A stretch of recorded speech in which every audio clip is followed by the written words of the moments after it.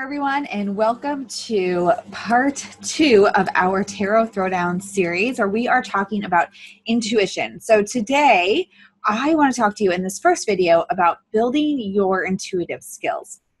Firstly, what is intuition?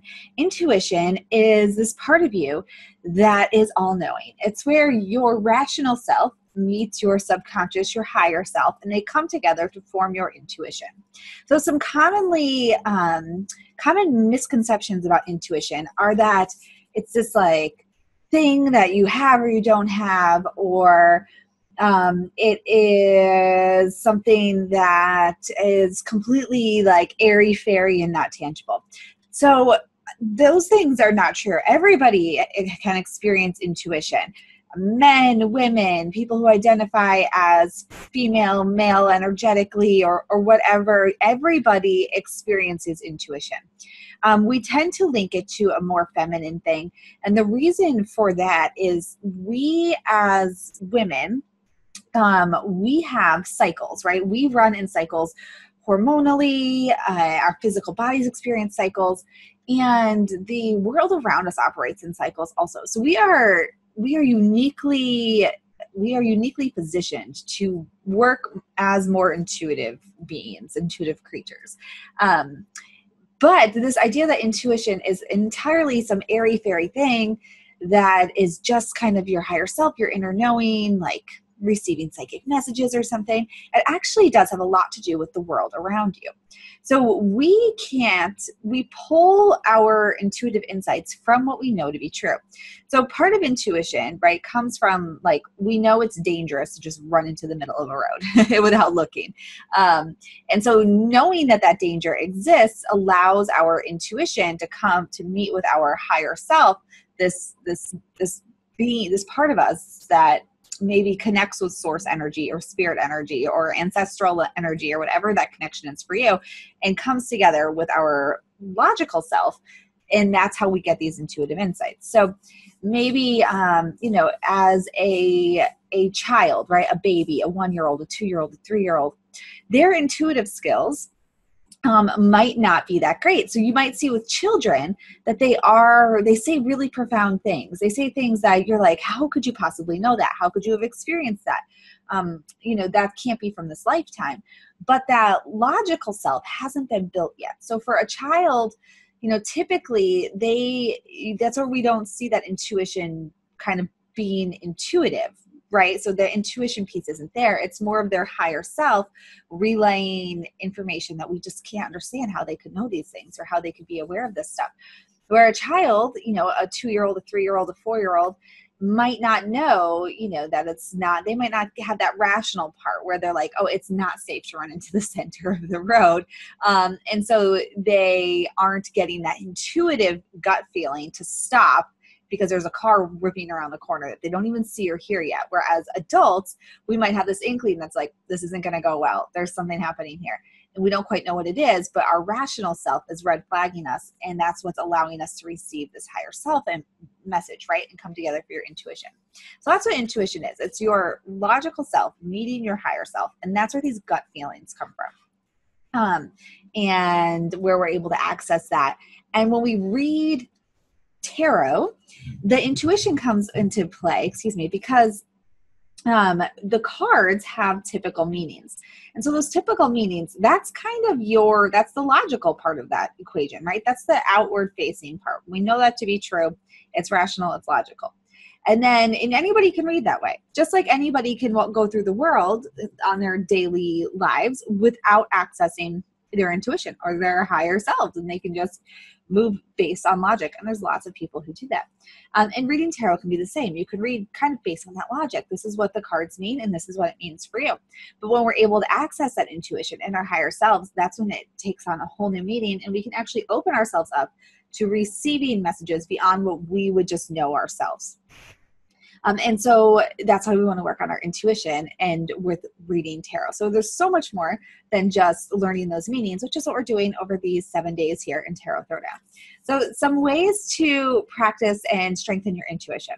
The first thing that I suggest you do is meditate. So meditation, it's one of those things everybody says to do it, nobody does it. It takes time, and people don't know how to do it. They're like, I'm not good at it. So nobody is good at meditation. Some people are just more practiced than others. And it can look different for different people. So for some people, meditation might be just sitting quietly for 5 minutes and allowing your brain to settle. For some people, you might have to actually do something with your hands to keep your brain from monkey minding around, and that's totally normal and typical. So maybe take up something like knitting or crocheting or art, or or coloring books. That's why they're so great for meditation, because you're kind of zoning out, but you're keeping your hands busy. I myself am a busybody, so I like things. For me, I used to do dishes by hand, and when I wash the dishes, that's when I would kind of zone out and just let my mind quiet and wander, right, and not focus on anything. So find something to do with your hands if you're a person who has that monkey mind, but take some time out for some mind clearing, mind kind of not numbing, but clearing, where you're not focused on anything. And maybe start by keeping your hands busy, and then move up to just doing a few minutes where you just sit and you just be. You can also incorporate guided meditations, visualizations, listen to some meditation music, some quiet, calming music, and just practice those meditative skills. So what should you hope to gain from this meditation practice? You can simply just hope to gain calm and the ability to calm yourself and center yourself. And that's a great skill to have when reading tarot, because when you go into a tarot reading with your mind kind of wandering about and thinking about all the things you have to do that day, what you have to do after the reading, even if you're reading for yourself, you're bringing in all these other energies and aspects to it.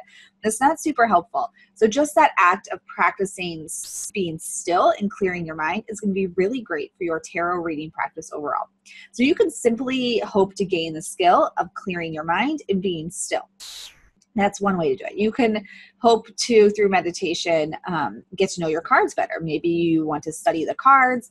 You want to meditate on one card in particular. You can hope to do that. You can hope to connect with guides that you might want to connect with during tarot reading. So think about meditation and kind of where you are in your practice and where you want to go. So again, if you're super new, maybe it's just that act of being still and clearing your mind. Maybe you've been reading tarot for a long time and you'd really like to be able to work with spirit guides more. So you work on being still and asking for your guides to come through to you. The key to meditation, like anything else, is to keep doing it. So some people will do this for 1, 2, 3 years before it clicks, and they're like, oh my goodness, all of a sudden I hear things, I see things, I smell things I never experienced before. Some people, it just happens immediately. So keep practicing, write about your experience and track that so you can go back through it and see your progress. So that's another thing that you can do for your tarot practice and working at intuition is journaling. So something you can start doing is writing down kind of intuitive things that you're feeling. Maybe you are thinking about going to the grocery store, and for some reason you're like, this isn't a great time. So you just write that down. You're like, Saturday morning, 9 a.m., was thinking of going to the grocery store and had this gut feeling that it wasn't such a great time. Write it down. Maybe a week later, you find out that there was a car accident in the parking lot. Maybe at like 9:30, you get a phone call to run off on some grand adventure that you wouldn't have otherwise received the phone call because you wouldn't have heard the phone ring if you'd been at the grocery store. But write these things down, kind of like little like intuitive things that happen to you, and then go back through this journal and line up where the dots are connecting. So a lot of times we don't think about these things, or we dismiss things. For example, my example, if maybe you're going to go to the grocery store, you decide not to go for no apparent reason, and then a little while later, you get this amazing phone call to go do something. You might not even think back and say, oh my goodness, had I gone to the store, I wouldn't have answered the phone call and I would have missed the opportunity, because we just get wrapped up in our daily lives. So it can be really helpful to have just a little notebook that you carry around with you and just start to jot these things down. Like, oh, I was really gung-ho to do this, and then for some reason I chose not to. Or I was definitely going to eat chicken for dinner, and then I decided to have like vegetable medley something or other instead, and then like you find out that your chicken was contaminated or something. I don't know, but start to write these things down. You can write them down for your tarot practice also. Maybe you pull a card and the first thing you think, I don't know, you pull over a card and you just think fire. You don't know why you think fire, but you think fire. Write that down, and then go on with your reading. and see where that takes you and see what comes up for you. But if you don't write it down, you don't have that to go back to.